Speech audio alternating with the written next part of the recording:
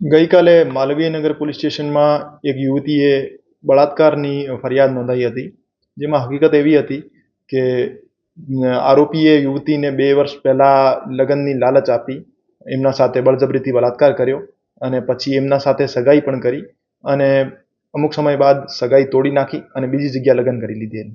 તો એવી પરિસ્થિતિમાં ફરિયાદીએ પોલીસ સ્ટેશન આવીને લગ્નની લાલચ આપી બળાત્કાર કર્યાની એક ફરિયાદ નોંધાઈ હતી. આ બાબતે માલવીયનગર પોલીસે તપાસ હાથ ધરી છે. હજુ સુધી આ મામલામાં કોઈ ધરપકડ નથી થઈ. પુરાવાની કલેક્શન માટે જાંચ જારી છે અને યોગ્ય કાર્યવાહી કરવામાં આવશે.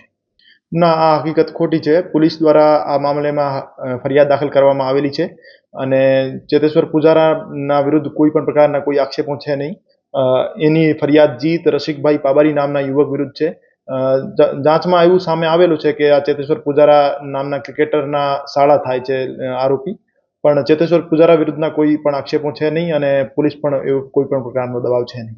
અત્યારે પીડિતાને મેડિકલ માટે મોકલવામાં આવ્યા છે અને એમનો જગ્યાનો પંચનામો અને બીજી લીગલ પ્રોસિજર કરવામાં આવી છે અને પ્રોપર